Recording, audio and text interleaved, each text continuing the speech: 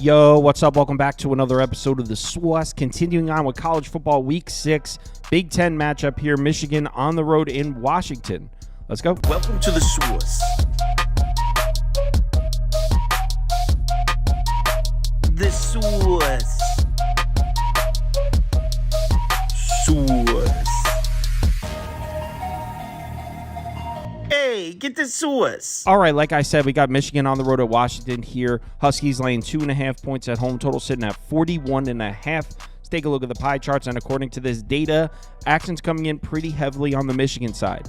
Over 70% of the tickets and 70% of the money on Michigan. But as I always say, take this data with a grain of salt. So let's get into this matchup, and we'll start with the Michigan offense. Pretty much you know what this Michigan offense is. I mean, they're running the football. 15th in run frequency, not much of a passing attack here. Look at their passing numbers at the bottom of this graphic. 120th in yards per pass attempt, 107th in success rate per dropback, 119th in effective pass. This is a very, very one-dimensional offense. They have done a pretty solid job running the ball, though. Still sitting at 30th in OFEI, 27th in yards per carry, 52nd in success rate, 10th in effective rush. What do we always say about one-dimensional offenses, though? Makes it pretty easy to game plan for, and PJ Fleck in Minnesota really took this Michigan offense out of the game. They scored 27 points. They got the win. Just 3.95 yards per play in that game. Michigan's offense was not good. Look at their rushing numbers.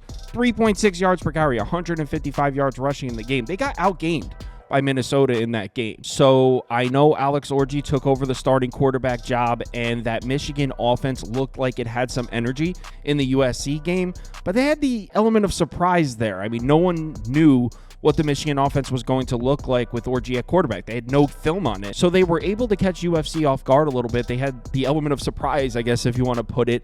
But you give a good defense like Minnesota couple games of film on Alex Orji, and he's able to stop it. So not a good look there for the Michigan offense. And let's give some credit to Washington's defense. They look really good. They're actually 8th in the country in yards per play allowed, 13th in success rate, 2nd in PPA. Look at their numbers against the pass. 5th in yards per attempt, 5th in success rate per dropback, 11th in effective pass. We know Michigan's not throwing the ball in this game. What we need to be looking at is their numbers against the run. 38th in yards per carry, 48th in success rate, 39th in effective rush. Look how good this Washington defense has been at home so far. They're allowing just 10.3 yards per game, 3.71 yards per play, success rate under 32%.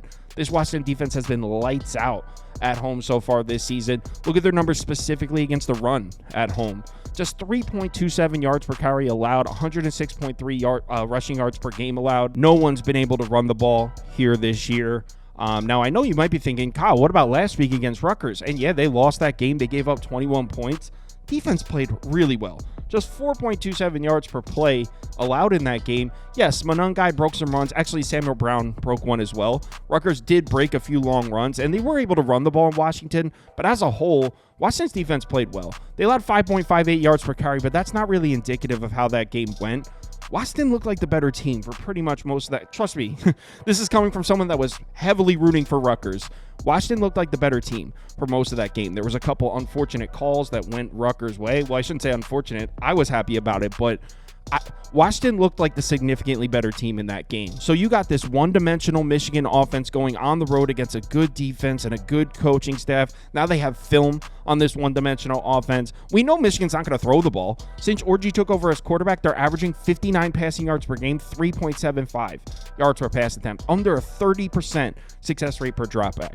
So we know they're not going to throw the ball. Jed Fish, Steve Belichick, I think they're going to shut Michigan's offense down just like Minnesota did. But what about the other side? Because obviously we know Michigan's strength is certainly not their offense. Let's talk about the Washington offense. They've been very good so far this year. 12th in yards per play, 4th in success rate, 13th in PPA. Look at the passing numbers. 14th in yards per pass attempt, 9th in success rate per dropback, 19th in effective pass. They're sitting at 15th in OFEI. Will Rogers has been next to perfect this year. Over 1,300 yards passing, 9 yards per pass attempt, 10 touchdowns, no picks, A+ turnover-worthy play rate. He's protecting the football. And you want to talk about that Rutgers game that they lost? Yeah, they only 18 points per game, but they had a 55% success rate, 7.89 yards per play. 7.8. How do you lose that game with 7.89 yards per play? Look at the Washington passing numbers. Look how Will Rogers played against Rutgers. By the way, a Rutgers defense that has been very good against the pass this year. 314 passing yards, 8.5 yards per attempt, over 47% success rate per dropback. This offense looked great against Rutgers. It's crazy that Washington didn't win that game. Keep in mind, this is Fish magic, man. Jed Fish is coaching this team. We've seen the production drop off with Fafita in the Arizona offense with him leaving. He brings his magic here. Will Rogers, an established SEC quarterback. Isn't that crazy that Washington, despite losing all that NFL talent, is still a dangerous offense? I don't think it is. I think they're really good. But let's not act like they're not going to have their hands full here. Michigan's defense is sitting at 4th in DFEI, elite numbers against the run, 11th in the country in yards per carry allowed, 10th in success rate, 10th in effective rush. Passing numbers still solid, not quite as elite, but still looking solid across the board defensively. And it's not like Michigan hasn't seen quarterbacks. They played USC and Texas so far this year, Miller Moss and Quinn Ewers. And in those games, they didn't get cooked at all. In fact, they played pretty well. Just 264.5 passing yards per game allowed, 6.1 yards per pass attempt. So they've seen some good quarterbacks, and the Michigan defense held up. Granted, both those games were at home in the Big House. Now they go on the road. And there is something about this matchup I like for Washington's passing attack. Michigan, that defense is powered by the pass rush, same as last year. It's obviously different faces, but they're still trying to accomplish the same thing, get to the quarterback.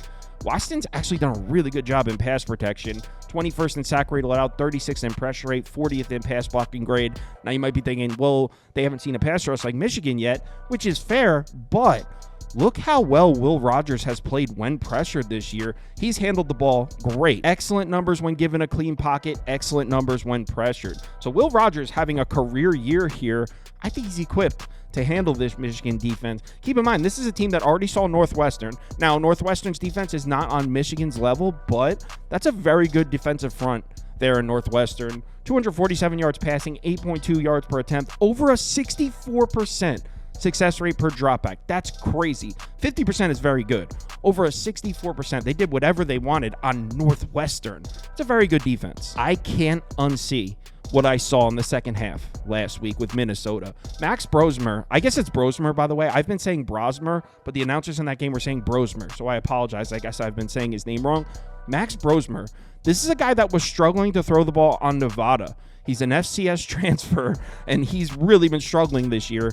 On the road in the Big House, marched up and down the field on the Michigan defense twice. I mean, he was 27 of 40, 258 yards, a touchdown, a pick, a 124.9 passer rating. It's not like he had an elite game, but if you watch that, he was piecing Michigan up. If Max Brosmer is able to go on the road into the Big House, outgain Michigan, get up and down the field on them like that, Will Rogers and Jed Fish in Washington certainly can, which is why the only way I'd go is Washington here.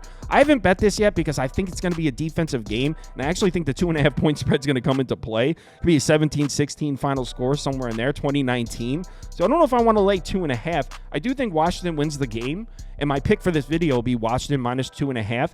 As of right now, I haven't bet it. I would love to get a cheap money line, like a minus 120. That's what I'm hoping for. I don't know. That might be wishful thinking. Those of you that jumped on that Washington plus 1.5 at open, I tip my hat. I would love to be holding a Washington plus 1.5 ticket right now. I like Washington to win this game. Washington minus 2.5 is my pick for the video. If you'd like to see all the bets I currently have open, head over to KyleKirms.com and click on Open Bets. You'll see all mine as well as everyone else on the staff here.